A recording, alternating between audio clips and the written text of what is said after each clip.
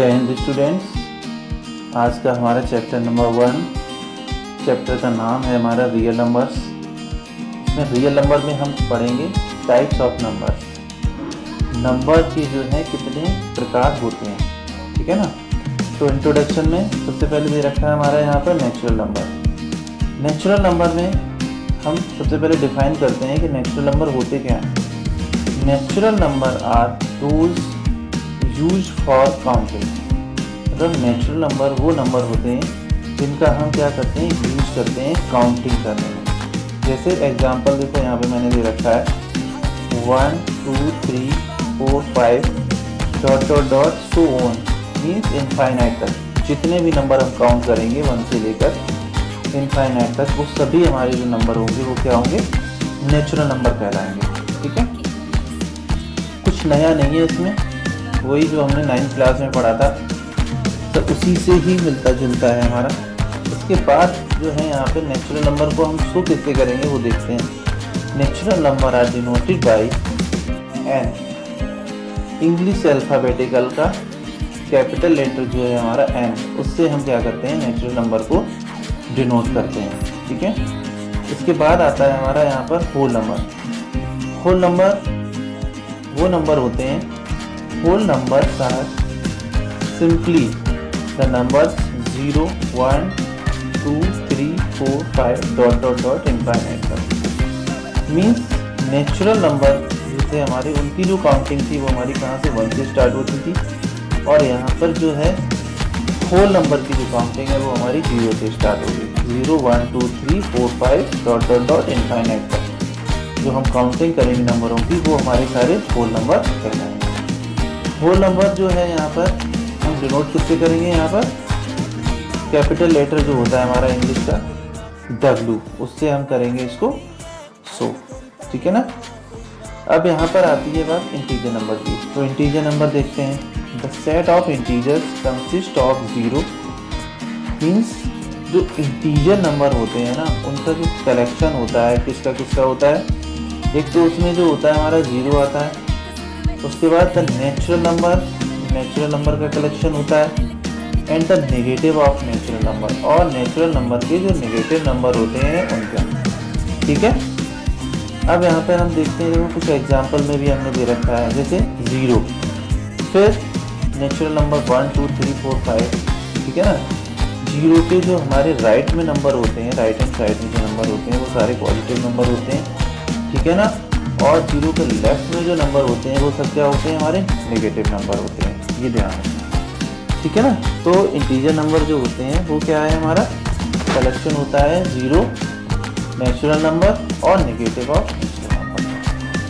Note important point है ये हमारा यहाँ पर, the integer are some time also called rational number. ठीक है ना। इंटीजर नंबर जो है कभी कभी क्या कहलाए जाते हैं, रेशनल नंबर्स। अब बात आती है यहाँ पर इंटीजर। इंटीजर को डिनोट किससे करेंगे, ठीक है ना। तो integers are denoted by, English का जो अल्फ़ाबेटिकल है हमारा Z, इससे हम यहाँ पर क्या करेंगे, इसको शो करते हैं। ठीक है ना। इसके बाद अब आता है रेशनल नंबर। 4th टाइप है ये हमारा। रेशनल नंबर में क्या होता है, rational number is any real number that can be expressed in the form of P/Q। Means rational number जो होता है ना वो क्या होता है, कोई रियल नंबर होता है जिसको हम क्या कर सकते हैं, लिख सकते हैं किस फॉर्म में, P/Q के फॉर्म में। P/Q के फॉर्म में हम उसको क्या कर सकते हैं, लिख सकते हैं। और कंडीशन ये है कि Q जो है हमारा वहाँ पर, मीन्स जो डिनोमिनेटर में है हमारा यहाँ पर Q, उसकी जो वैल्यू है वो कभी भी 0 नहीं हो सकती है। क्योंकि हम आपको ये बात पहले बता चुके हैं 9th क्लास में, अगर किसी भी नंबर के डिनोमिनेटर में अगर 0 आ जाता है और फिर हम उसको क्या करते हैं, डिवाइड करते हैं, तो जो आउटपुट आएगा, ठीक है ना, तो वो क्या होगा, नॉट डिफाइन होगा, उसको हम डिफाइन नहीं कर सकते हैं। ठीक है ना। फिर इसके बाद है every integer is a rational number. The set of rational number is usually denoted by, यहाँ पे हमारा दे रखा है, मीन्स कहने का मतलब हम ये कह सकते हैं यहाँ पर कि जो सेट होता है हमारा रेशनल नंबर का, उसको हम सामान्यतः किससे डिनोट कर सकते हैं, Q से कर सकते हैं, ठीक है ना। अब देखते हैं, देखो कुछ एग्जाम्पल भी हमने यहाँ पे दे रखे हैं। यहाँ पर हमारे किसके एग्जाम्पल हैं, ये हमारे ये एग्जाम्पल है हमारे रेशनल नंबर, ठीक है ना। ये यहाँ पर एग्जाम्पल तो 1/2 है, तो 1/2 मीन्स 2 से अगर हम 1 को डिवाइड करेंगे तो 0.5 आएगा, ठीक है ना, 0.5 आएगा। इसके बाद 5/1, तो ये भी हमारा क्या होगा, रेशनल नंबर होगा, ठीक है ना। डिवाइड करने से अगर यहाँ पर हम इसको डिवाइड करेंगे तो ये डिवाइड हो जाएगा, ठीक है। डिवाइड करने के बाद कितना आएगा, 5 आएगा। 1/2 मीन्स 1 को डिवाइड करेंगे हम किससे, 2 से करेंगे तो 0.5 आएगा, ठीक है ना। 7/9 को इसी तरह से हम डिवाइड करके देखेंगे, ठीक है ना, तो क्या होगा, हमारा रिपीट होगा, टर्मिनेट नहीं होगा। तो दूसरे वे में हम ये भी कह सकते हैं, देखो नोट करके मैंने यहाँ पर आपको लिख दिया note, the decimal extension of rational number always either terminate after a finite number of digit.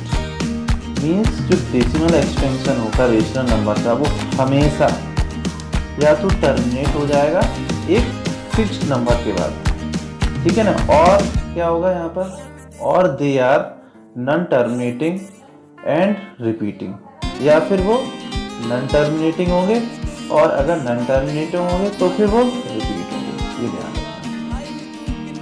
Non terminating कह सकते हैं और रिपीटिंग, ठीक है ना।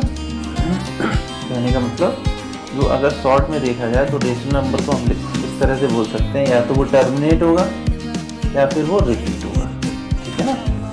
अब हम देखते हैं यहाँ पर रेशनल नंबर को। रेशनल नंबर देखो, an rational number is any real number that can not be expressed as a ratio of integers, means that can not be expressed in the form of P/Q। Means वो number हैं जिसको हम express नहीं कर सकते हैं इसमें as a ratio of integers, means P/Q के फॉर्म में, ठीक है ना।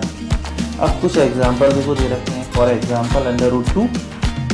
अब ये क्या है हमारा यहाँ पर, √2 का ये स्क्वायर रूट इसके ऊपर लगा हुआ है। अगर हम इसका स्क्वायर रूट निकालेंगे तो क्या आएगा हमारा, मीन्स टर्मिनेट नहीं होगा और ना रिपीट होगा। ऐसे √3 की अगर हम वैल्यू निकालेंगे, ऐसे पाई की वैल्यू हम निकालेंगे, ठीक है ना। तो ये सब जो वैल्यू निकल के आएंगी वो कैसी होंगी, नॉन टर्मिनेटिंग नॉन रिपीटिंग, ठीक है ना। तो रेशनल नंबर को इस तरह से हम बोल सकते हैं यहाँ पर, these numbers can not be represented as terminating और रिपीटिंग केस में, ठीक है ना तो ये टर्मिनेट होते हैं और कह सकते हैं रिपीटिंग, मतलब ना ही वो रिपीट होते हैं, ठीक है। अब बात आती है यहाँ रियल नंबर की। तो रियल नंबर देख लो, the real number include all the rational number such as integers -1, -4, -5, ठीक है ना। इन जीरो के ये लेफ्ट वाले नंबर है हमारे यहाँ पर, ठीक है ना। और फिर जीरो के राइट में क्या है, 1 है, 2 है, डॉट डॉट डॉट इनफाइनाइट है। एंड ऑल यहाँ फ्रैक्शन यहाँ पे दे रखे हैं, और जितने भी फ्रैक्शन नंबर हैं 4/3 एग्जाम्पल के तौर पे हमने ले लिया, 5/11 हमने ले लिया एज ए एग्जाम्पल, ठीक है ना। And all irrational number such as √2, √3, dot dot dot. तो रियल नंबर को अगर हम चाहें तो हम क्या बोल सकते हैं, real number is a collection of rational and irrational number, all rational and all irrational number, ठीक है ना। रियल नंबर जो है कलेक्शन होता है सभी रेशनल नंबर का और इरेशनल नंबर का। अब बात आती है यहाँ पे प्राइम नंबर की। तो प्राइम नंबर देखो, those numbers which are divisible by only itself, means वो नंबर जो अपने आप से ही डिवाइड होते हैं, मतलब खुद के नंबर से जो डिवाइड होंगे। फॉर एग्जांपल में देखो यहाँ पे दे रखा है 2 है, 3 है, 5 है, 7 है, 11 है, डॉट डॉट डॉट। इस तरह से आगे बहुत सारे नंबर हैं जो अपने आप से ही डिवाइड होंगे, और वो सभी जो नंबर होंगे वो हमारे क्या कहलाएंगे, तो सभी नंबर हमारे जो कहलाएंगे वो क्या कहलाएंगे, प्राइम नंबर, ठीक है ना। अब आती है कंपोजिट नंबर। कंपोजिट नंबर देखो, those number which has more than 2 factor, other than 1, ठीक है ना। मीन्स वो नंबर जिनके जो फैक्टर होते हैं ना वो क्या होने चाहिए, 2 से ज़्यादा होने चाहिए, ठीक है ना। 2 से ज़्यादा नंबर जो होंगे, मतलब वो नंबर जिनके फैक्टर 2 से ज़्यादा होंगे वो क्या कहलाएंगे, हमारे कंपोजिट नंबर कहलाएंगे, ठीक है। अब यहाँ पर देखो, two prime number, a set of number which do not have any common factor other than 1। वो प्राइम नंबर मीन्स ये हो जाएगा हमारा कोई एक सेट है, ठीक है ना, नंबरों का, और उनके बीच में कोई भी कॉमन नंबर नहीं होना चाहिए, 1 को छोड़कर, वो को प्राइम नंबर हमारी कहलाएगा। जैसे एक कोई नंबर हमने मान लिया एग्जाम्पल के तौर पे 2 है हमारा, और दूसरा है हमारा 5, ठीक है ना। तो इन दोनों के बीच में क्या है, कोई 1 के अलावा कोई कॉमन फैक्टर नहीं होगा, तो ये हमारे को प्राइम नंबर कहलाएंगे, ठीक है। अब देखते हैं statement of fundamental theorem. Fundamental theorem क्या है, statement of fundamental theorem of arithmetic, ठीक है ना। तो फंडामेंटल थ्योरम ऑफ अरिथमेटिक, तो फंडामेंटल थ्योरम ऑफ अरिथमेटिक में देखो क्या बताया गया, every composite number can be expressed as a product of prime. Means कोई भी कंपोजिट नंबर है उसको हम क्या कर सकते हैं, फैक्टराइज कर सकते हैं प्रोडक्ट ऑफ उनके प्राइम नंबर के तौर पर, ठीक है ना।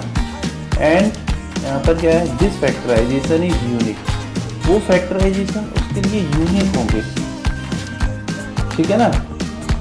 अब एग्जाम्पल लेंगे तब समझ में आएगा। जैसे अपार्ट फ्रॉम द ऑर्डर, भले उनका ऑर्डर हम चेंज कर दें, जैसे हमारा यहाँ पर 6 है, कोई नंबर हमारा 6 है, ठीक है ना। एग्जाम्पल ध्यान से समझना, अगर हमारे पास कोई नंबर 6 है, ठीक है ना, इसके हमने फैक्टर करे तो क्या होगा, 2 × 3, ठीक है ना। अब ये जो फैक्टराइजेशन है वो 6 के लिए होगी, ये सोचो कि 4 के लिए हो जाए तो वो नहीं होगी, 4 के लिए क्या होगी, दूसरी होगी, क्या, 2 × 2, ठीक है ना। इसी तरह से तो यहाँ पर हमने दे रखा है हमारा कोई एक और नंबर मान लो, जैसे हमने दे दिया यहाँ पर 8, ठीक है ना। अब इसके फैक्टर हम करते हैं तो क्या होंगे, 2 × 2 × 2। अब अगर ये सोचो कि ये जो हमारे फैक्टर निकल के आए हैं यहाँ पर 2 × 2 × 2 वो 10 के लिए भी हो जाए, वो नहीं है पॉसिबल, ठीक है ना। 10 के लिए 2 × 5 होगा, ठीक है ना। भले इनका ऑर्डर चेंज कर सकते हैं, जैसे 2 × 5 हमने लिख दिया तो 5 × 2 कर सकते हैं, ठीक है ना। तो यहाँ पर जो हमने समझाया आपको फंडामेंटल थ्योरम ऑफ अरिथमेटिक में क्या समझाया कि कोई भी कंपोजिट नंबर होगा उसके हम फैक्टराइजेशन उसका हम कर सकते हैं, मतलब उसके हम फैक्टर कर सकते हैं, ठीक है ना, as a product of prime, and this factorization is unique apart from the order in which the prime factor occur. अब बात आती है लेमा। लेमा देखो क्या होता है हमारा, a lemma is a proven statement used for proving another statement। Lemma जो होता है ना वो हमारा क्या होता है, प्रूवन स्टेटमेंट होता है, ठीक है ना, जिसको हम क्या करते हैं, यूज करते हैं किसी दूसरी कंडीशन को प्रूव करने के लिए। अभी हम इससे रिलेटेड क्वेश्चन करेंगे ना एक्सरसाइज में, तो बहुत अच्छी तरह से समझ में आएगा आपको। अभी तो मैं सिर्फ बता रहा हूँ कि लेमा क्या होता है, ठीक है ना, फंडामेंटल थ्योरम ऑफ अरिथमेटिक क्या होता है, वो प्राइम नंबर क्या होते हैं। अभी मैं एक्सरसाइज में करेंगे तो और समझ में आएंगे जो क्वेश्चन हम करेंगे। Euclid division lemma.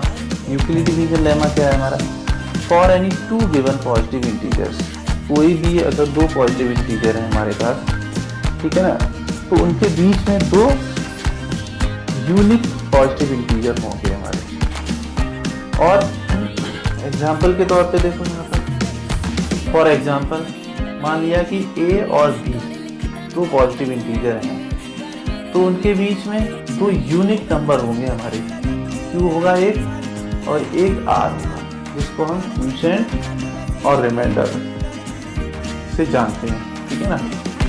और उसको अगर हम एक्सप्रेस करना चाहें तो कैसे कर सकते हैं, देखो A = BQ + R, where R जो होगा हमारा > 0 और B के बराबर।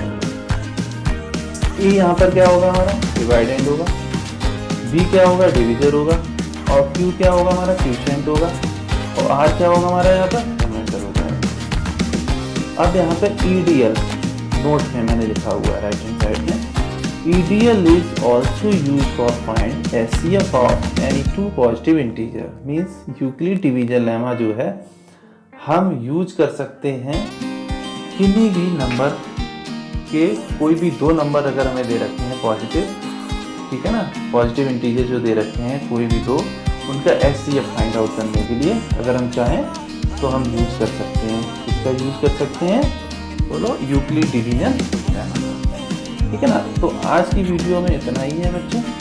अगली वीडियो में हम क्या करेंगे, एक्सरसाइज शुरू करेंगे।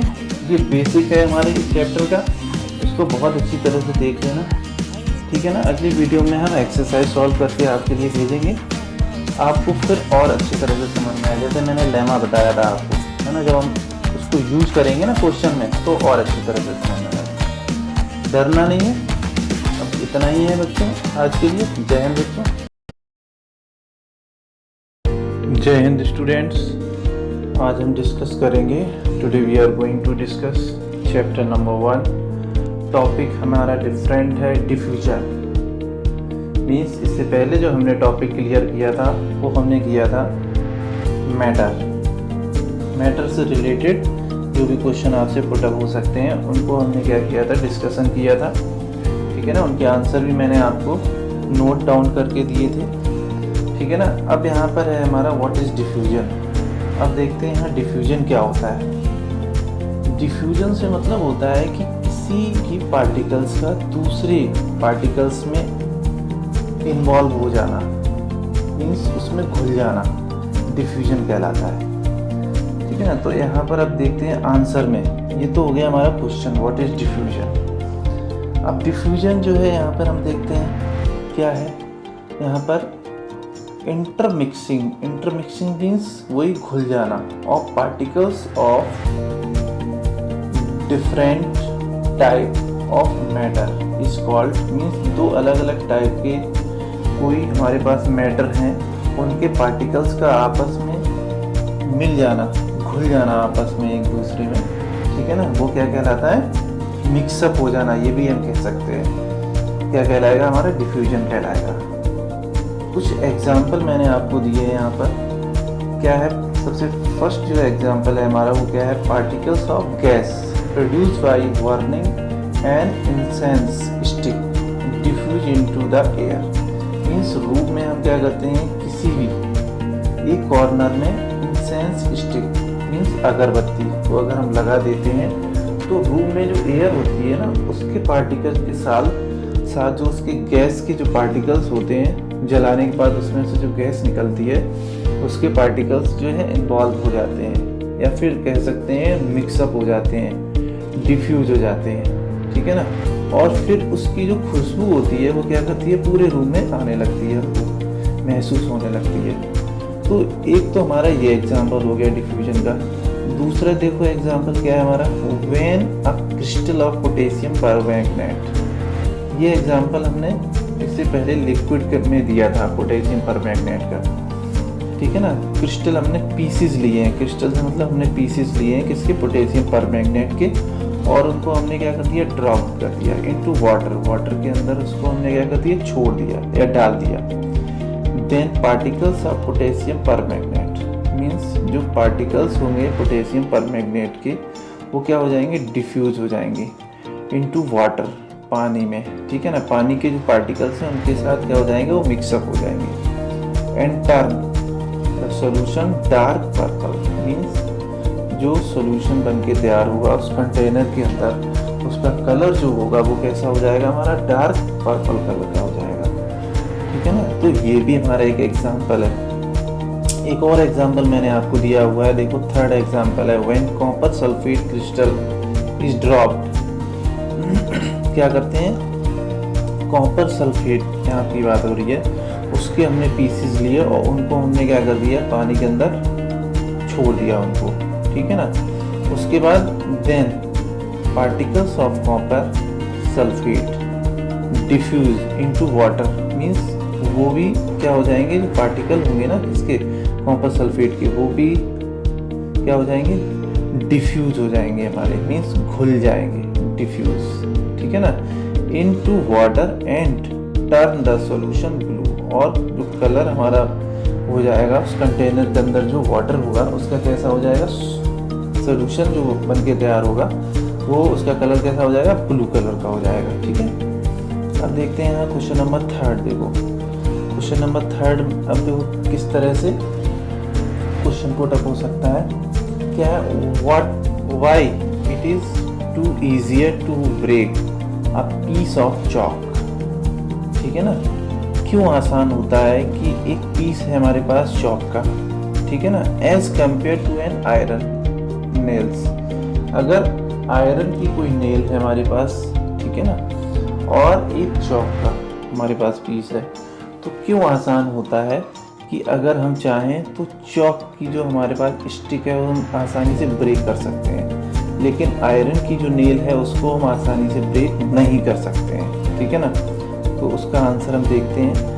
We know that particles of matter attract each other and this force of attraction is different for different substance, different for different substance means अलग अलग substance जो होती है ना उसमें जो particles होते हैं, means यहाँ पर जो मैं बात कर रहा हूँ किसी solid की बात कर रहा हूँ, solid अलग अलग substance के जो solid होते हैं, जैसे यहाँ पर जो हो रहा है, एक हमारा जो solid है वो किसका है, चॉक है, और दूसरा जो हमारे पास सॉलिड है वो क्या है, आयरन की नेल है, ठीक है ना।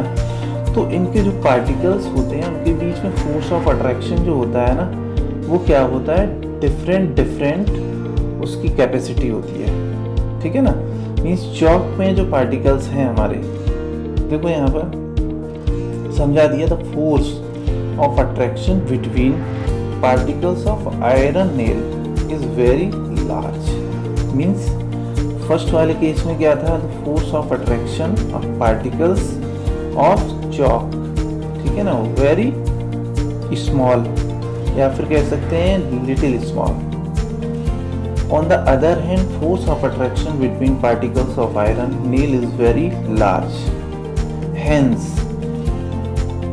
It is difficult to break an iron nails. इसलिए ऐसा हमारे लिए क्या होता है, कठिन हो जाता है कि अगर हम चाहें आयरन की नेल को ब्रेक करना चाहें तो हम इतनी आसानी से ब्रेक नहीं कर सकते हैं, ठीक है ना। और चॉक अगर हमारे पास है, चॉक का अगर कोई एक पीस हमारे पास है तो उसको हम आसानी से क्या कर सकते हैं, ब्रेक कर सकते हैं, ठीक है। और देखो यहाँ पर उसी पॉइंट को जो मैंने आपको अभी क्लियर किया है उसको मैंने यहाँ पे लिख भी दिया है, the force of attraction between particles of chalk is very less than, ठीक है ना, less, hence either is easier to या फिर it is easier to break a piece of chalk. इसलिए आसान होता है कि एक जो पीस होता है हमारा किसका, चॉक का, उसको तोड़ना। मीन्स थोड़ा सा हम फोर्स लगा के उसको क्या कर सकते हैं, हम तोड़ सकते हैं, उसको ब्रेक कर सकते हैं, ठीक है। क्वेश्चन नंबर 4 देखो, what are the different state of matter. Matter की जो स्टेट होती हैं वो कौन कौन सी होती हैं यहाँ पर, तो वो देखिए, matter around us exist in 3 state, means 3 state में होता है हमारा मैटर जो होता है हमारे आसपास में, ठीक है ना। वो कितनी स्टेट में होता है हमारा, 3 स्टेट में होता है, डिफरेंट स्टेट्स। वो कौन कौन सी स्टेट है हमारी वो देखते हैं। एक क्या है हमारी यहाँ पे, सॉलिड है, लिक्विड है और गैस है। तीनों स्टेट में हमारा सॉलिड होता है, ठीक है, सॉरी मैटर जो होता है वो 3 स्टेट में हमारा होता है, ठीक है। अब देखते हैं, right the property of solids. अब देखो प्रॉपर्टी के बारे में देखते हैं, क्या क्या उसकी प्रॉपर्टी होती है सॉलिड की। तो देखो क्या है, फर्स्ट जो है प्रॉपर्टी वो क्या है, solids have definite shape and definite volume. Means उसकी शेप फिक्स होती है। जैसे हमने कोई एक आयरन का पीस ले लिया, उसको हम कहीं पर भी रखें तो लेंथ और विड्थ या हाइट वाइज उसमें कोई भी चेंज नहीं होगा, ठीक है ना। और उसका वॉल्यूम भी फिक्स होगा, मीन्स एरिया जो होगा वो जो कवर करेगा वो फिक्स होगा, ठीक है ना। इसके इसके बाद सेकंड जो पॉइंट है हमारा क्या है, सॉलिड हैव नेग्लिजिबल कंप्रेसिबिलिटी। अब यहाँ पर कंप्रेसिबिलिटी की जो बात आती है वो देखो क्या है। कंप्रेसिबिलिटी मीन्स होती है कि आसानी से कम फोर्स लगा के हम उसकी शेप को चेंज कर सकते हैं, ठीक है ना।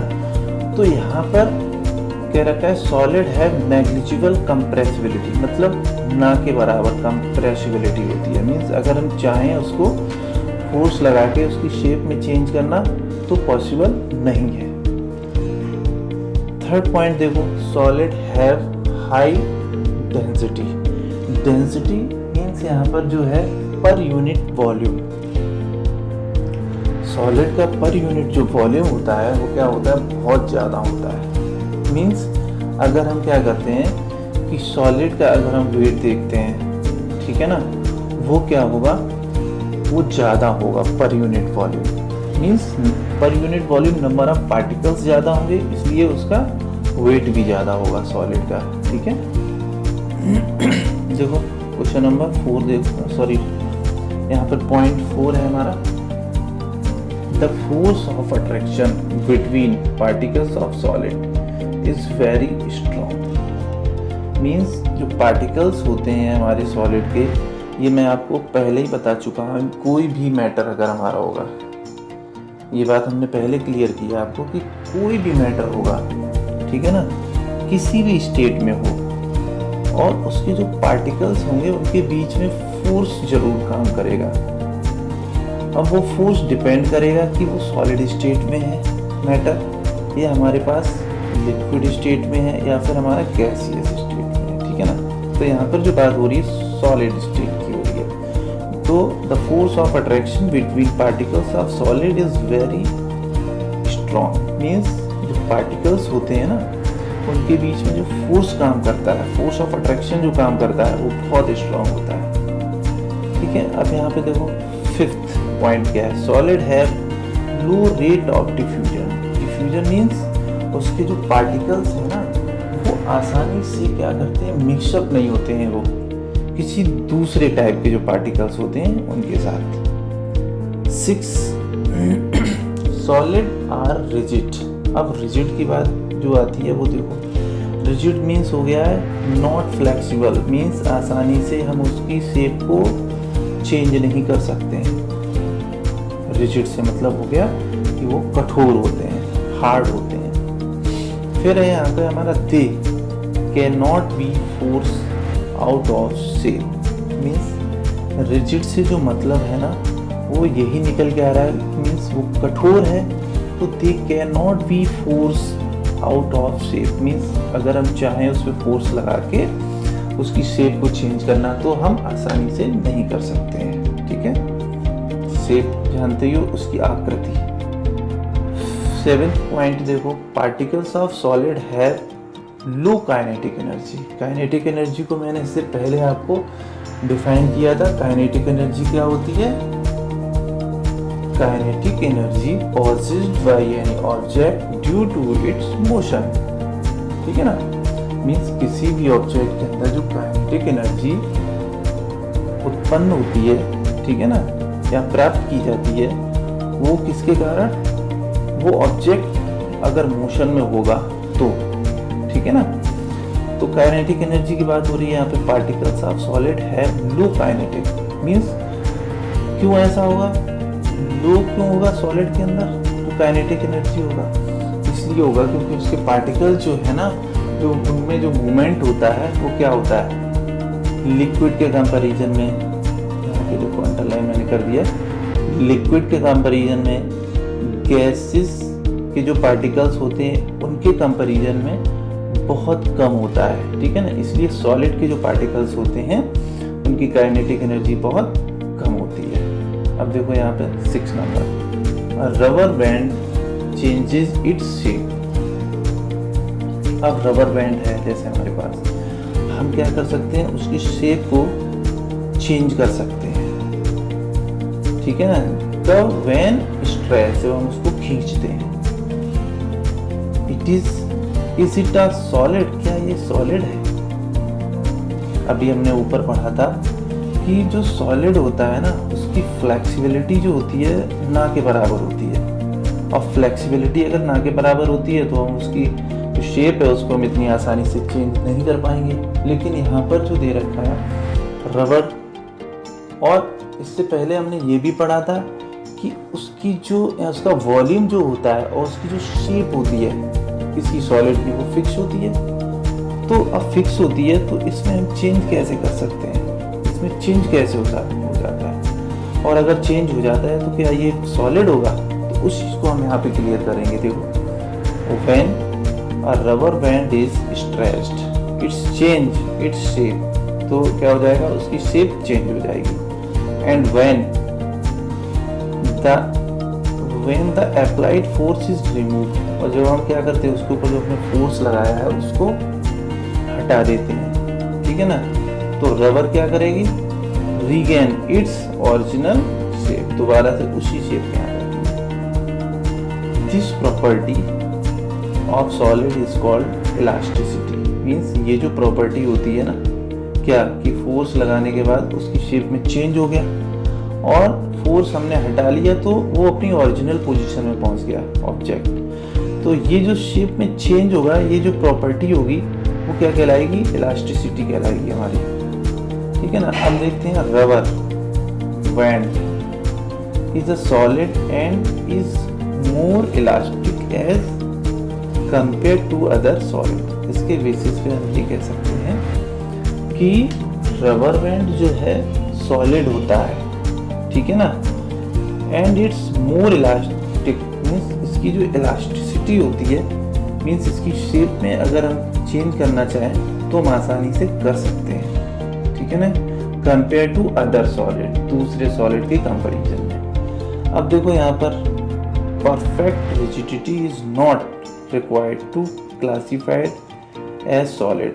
हम ये नहीं कह सकते हैं कि परफेक्ट रिजिडिटी मतलब ये हो गया कि बहुत ज़्यादा कठोर हो, उसकी शेप में चेंज हम ना कर सकें तभी वो सॉलिड कहलाएगा। ऐसा नहीं है, हम उसकी शेप में चेंज कर सकते हैं। कैसे कर सकते हैं? अगर हम अपने द्वारा जैसे फोर्स लगाया और उसकी शेप में नहीं चेंज कर पाए तो हम क्या करेंगे, किसी डिवाइस का, किसी मशीन का यूज़ करेंगे, तब हम उसकी शेप में चेंज कर सकते हैं। आयरन की कितनी भी मोटी रॉड हो, अगर हम चाहेंगे, अगर डिवाइस का यूज करना चाहेंगे, ठीक है ना, मशीन के द्वारा अगर हम चाहेंगे तो उसकी शेप में चेंज कर सकते हैं। तो यहाँ पर जो है ना वो फ्लेक्सिबिलिटी में थोड़ा सा डिफरेंट है, ठीक है ना। किसी की फ्लेक्सिबिलिटी क्या होती है, ज़्यादा होती है, और किसी की फ्लेक्सिबिलिटी कैसी होती है, कम होती है, ठीक है ना। लेकिन हम ये नहीं कह सकते हैं कि अगर कोई सॉलिड स्टेट में है तो उसकी हम शेप को नहीं चेंज कर सकते हैं, ठीक है ना। जैसे यहाँ पर जो एक एग्जाम्पल है हमारा स्प्रिंग का, हमने स्प्रिंग बना रखी है, steel spring is solid even though it can be stretched. मतलब कहने का ये हो गया कि जो स्टील की स्प्रिंग होती है वो क्या सॉलिड होती है, बताओ। Steel spring is a solid even, मतलब स्टील की जो स्प्रिंग होती है सॉलिड होती है, फिर भी हम क्या कर सकते हैं, even though it can be stretched, फिर भी हम उसको क्या कर सकते हैं, खींच सकते हैं, उसकी शेप में चेंज कर सकते हैं, ठीक है ना। तो ऐसा पॉसिबल नहीं है। तो इस क्वेश्चन से हमें क्या पता चला, तो क्वेश्चन पूछा गया था कि ऐसा नहीं है कि अगर किसी ऑब्जेक्ट की शेप में हमने चेंज कर दिया तो वो सॉलिड नहीं होगा। डिपेंड करेगा उसकी जो इलास्टिसिटी मैंने बताई है, किसी की इलास्टिसिटी जो होती है वो कम होती है और किसी की ज़्यादा होती है। आज की टॉपिक में इतना ही कराएंगे। जय हिंद स्टूडेंट्स।